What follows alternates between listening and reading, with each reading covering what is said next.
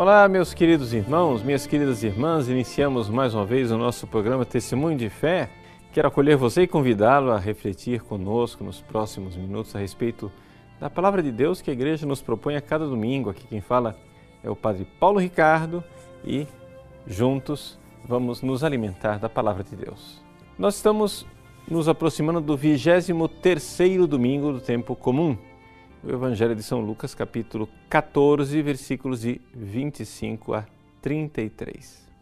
Vejam, para nós entendermos este Evangelho, um Evangelho em que Jesus nos fala de desapegar do pai, da mãe, mulher e filhos, Jesus nos diz para tomar a sua cruz, etc., etc., nós precisamos colocar este Evangelho no seu contexto. Por quê? Porque o Evangelho de São Lucas ele é montado, não é, para ser uma narrativa da viagem de Jesus para Jerusalém. Interessante que nos 9 primeiros capítulos de São Lucas, Jesus está ali preparando os seus discípulos. Ele chama os primeiros discípulos, começa a fazer milagres, pregações, etc. E quando eles estão prontos e já tiveram a fé, já compreenderam quem é Jesus, que Jesus é o Cristo, o Filho de Deus, agora então Jesus decididamente, no capítulo 9, ele com uma decisão se volta para Jerusalém e começa a sua subida para Jerusalém, sabendo que ali ele irá passar pela Páscoa. Pois bem, é neste contexto que começa o Evangelho de hoje. O Evangelho desse domingo, versículo 25, diz assim: grandes multidões acompanhavam Jesus. E aqui está o problema. Acompanhavam para onde? As multidões acompanhavam Jesus para Jerusalém. Jesus subia para Jerusalém para a cruz, para o Calvário, para o seu grande sacrifício, para a sua Páscoa.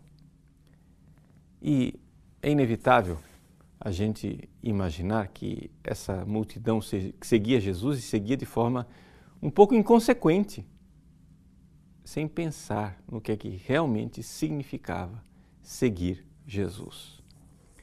O Evangelho de hoje é exatamente a atitude de Nosso Senhor para que nós nos demos conta que seguir Jesus não é um passeio no bosque, não é uma coisa assim, eu vou ali ser cristão. Não. Nós estamos falando de um duelo de vida e de morte, estamos falando da Páscoa, de uma passagem. Seguir Jesus significa que algo em nós tem que morrer para que nasça um homem novo, uma mulher nova. É a Páscoa, é esta passagem. Jesus vai para a sua Páscoa e quer nos levar para a Páscoa também. E aqui é que está o drama.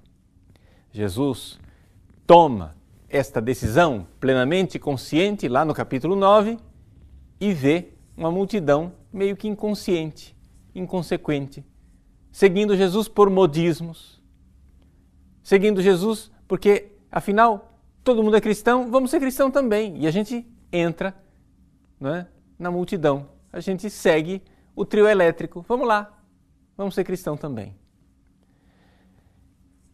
Grandes multidões acompanhavam Jesus. Voltando-se, ele lhes disse. Veja só, voltando-se. Strefo é o verbo grego. Jesus se volta para aquela multidão. Depois de ter decidido subir para Jerusalém, não é fantástico que Jesus, depois de ter feito aquele rosto de pedra, como nós comentamos ao comentar o capítulo 9, após ter tomado aquela firme resolução e propósito, por compaixão a nós, por amor a nós, por misericórdia de todos nós, embora esteja com o coração decidido, firme, olhando para Jerusalém, ele se volta. Se volta para nós e se compadece de nós e nos dá o Evangelho da cruz. Jesus, strefo, se voltou para a multidão. Interessante que no Evangelho de São Lucas, essa palavra strefo é sempre usada para Jesus, não é?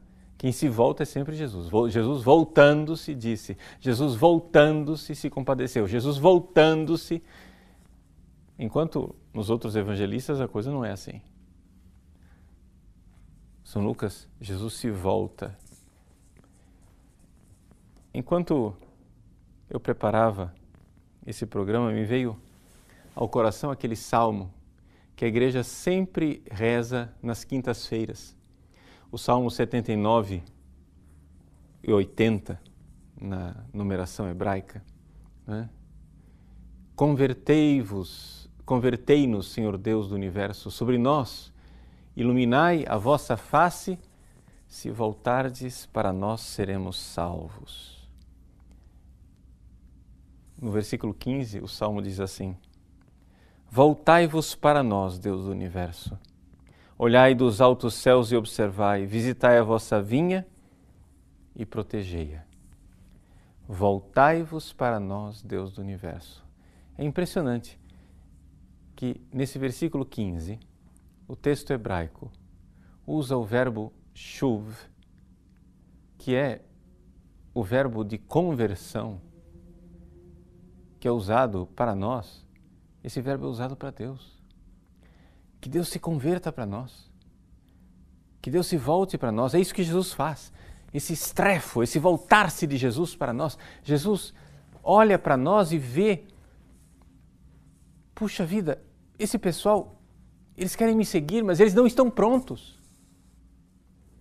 Eles não podem ser meus discípulos. Esse é o refrão quase deste evangelho. Por 3 vezes Jesus repete essa ideia. Não pode ser meu discípulo, versículo 26. Não pode ser meu discípulo, versículo 27. Não pode ser meu discípulo, versículo 33. Só que este não pode,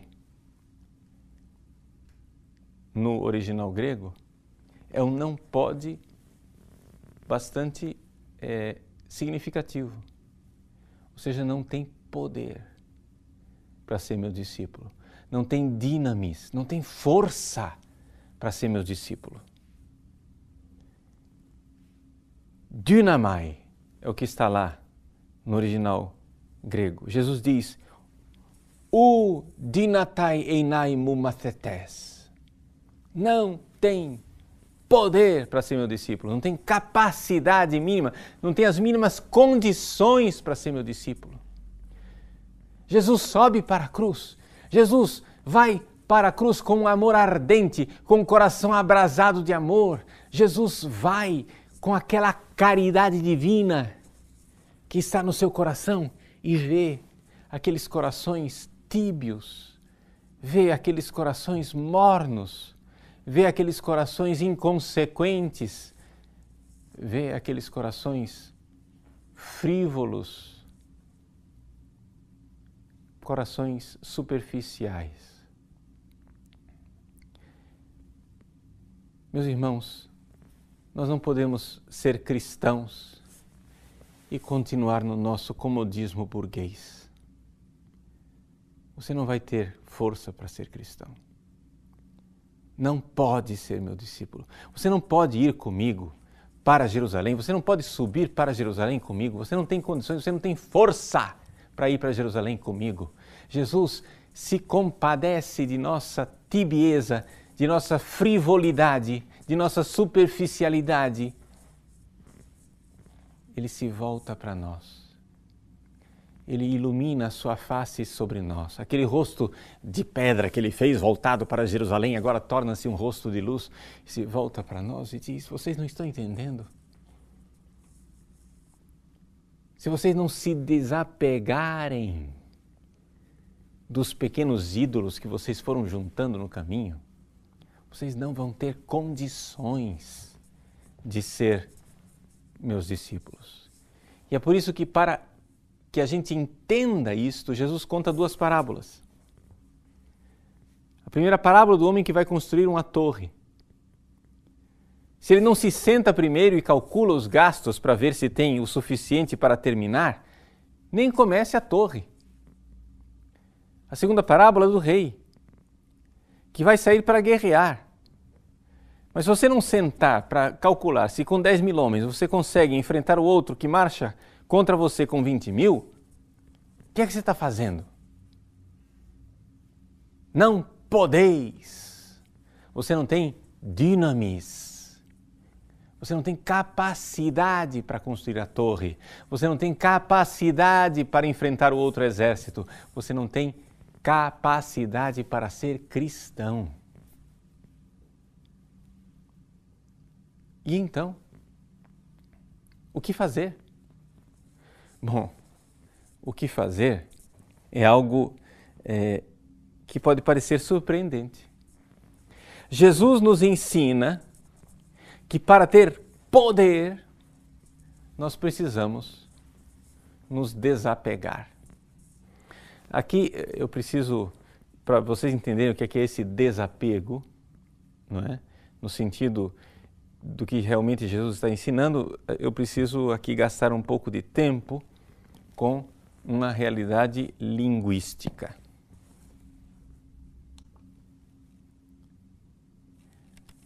A nossa tradução brasileira diz assim: se alguém vem a mim, mas não se desapega do seu pai, sua mãe, sua mulher e seus filhos, seus irmãos e suas irmãs e até da própria vida, não pode ser meu discípulo. Veja, a palavra desapega é uma interpretação. Tá? Por quê? Porque aqui nós temos um problema linguístico, como eu disse.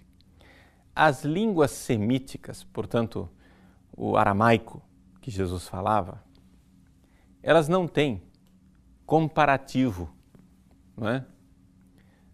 Não tem esse negócio de você tem que amar Jesus mais do que o seu pai e sua mãe. Então, já que elas não têm comparativo,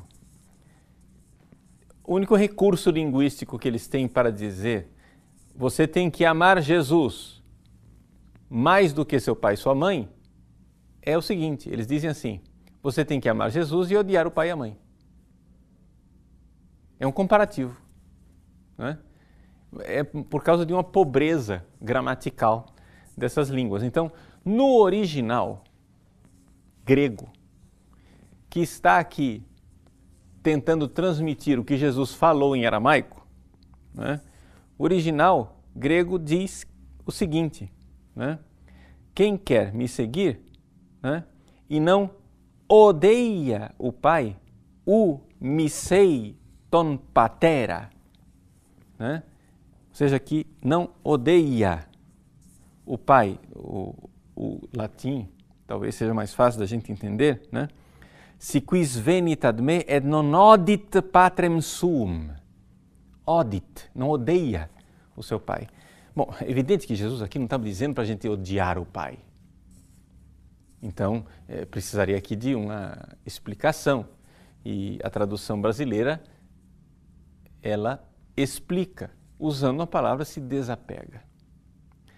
Mas é importante a gente recordar que o que Jesus está tentando transmitir aqui realmente é o conceito de que eu tenho que perder algo. Eu tenho que, de fato, não é, matar algo dentro de mim. É a dinâmica da Páscoa. Morte e ressurreição.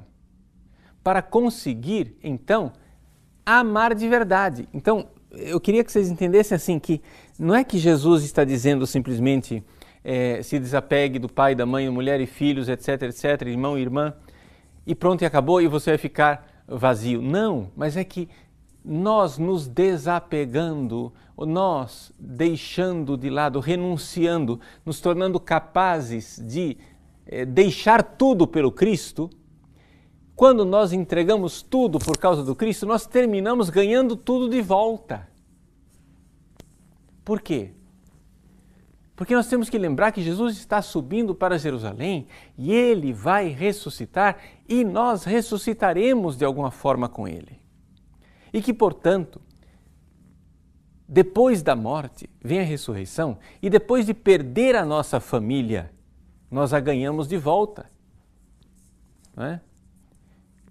Bom, estamos aqui falando muito teoricamente, então vamos na prática. Vamos lá. Vamos entender na prática, e a prática a gente precisa do exemplo dos santos, porque a maior interpretação que nós temos do Evangelho, a melhor interpretação é a vida dos santos. Vocês vejam, por exemplo, os pais de Santa Teresinha, São Luís e Santa Zélia Martin. Os dois amaram sua família, amaram os seus filhos de forma heróica, de um jeito que a gente fica admirado.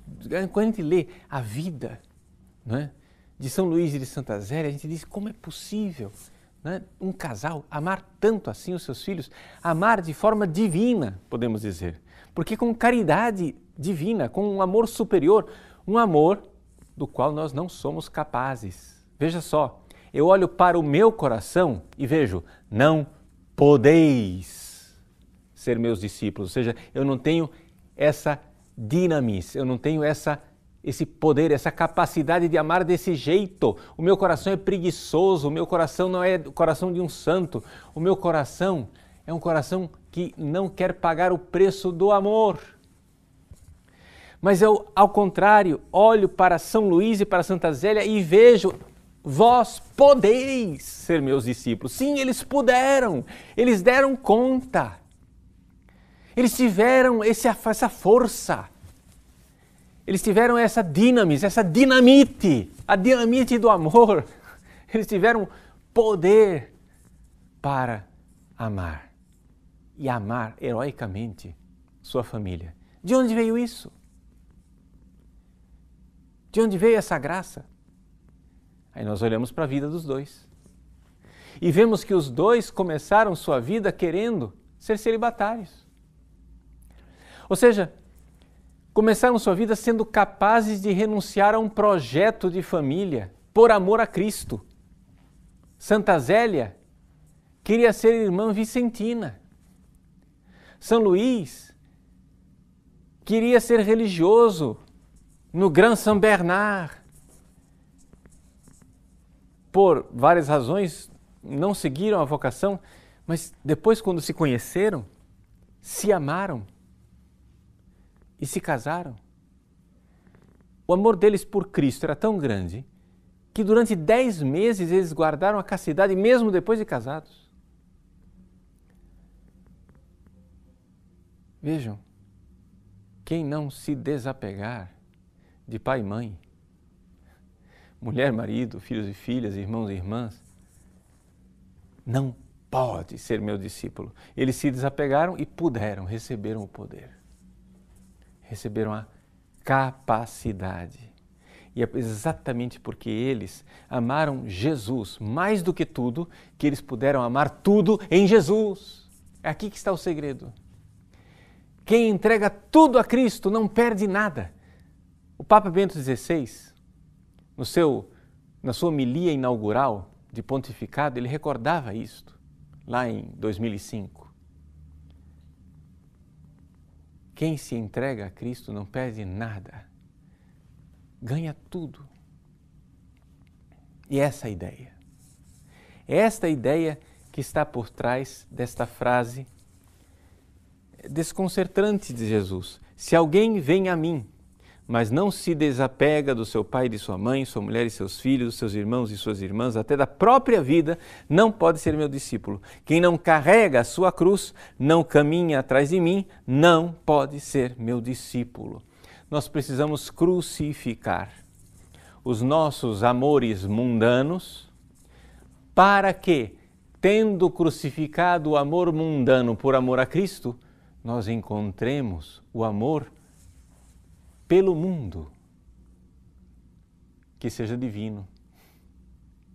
Ou seja, nós crucificamos o amor mundano para encontrar o amor divino que ama o mundo. Esse é o segredo. Nós não perdemos nada, nós amamos mais. Mas para isso temos que entender. Entender que o Cristo nos propõe aqui não é um moralismo. Jesus não está não está como os fariseus, amarrando fardos pesados em nossas costas para que nós, esmagados, não consigamos carregar esses fardos. Não. Ele, com o seu olhar de misericórdia, ele se volta para nós. Strefo. Jesus se volta para nós. Ele brilha sobre nós a sua face.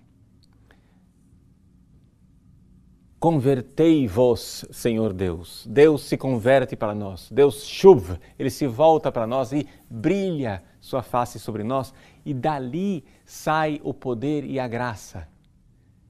Mas uma graça que nos enche de amor e de entusiasmo de deixar tudo por Ele.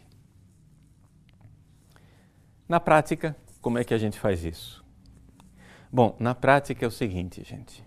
Nós precisamos ter fé. Fé no amor dele. Jesus já tentou transmitir isso para os discípulos, mas parece que o pessoal ali não está entendendo.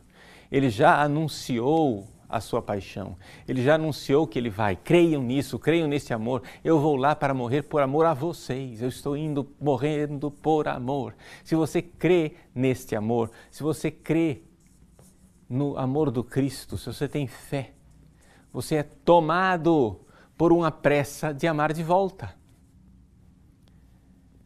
Se você não tem fé, você não vai ter pressa nenhuma, evidente.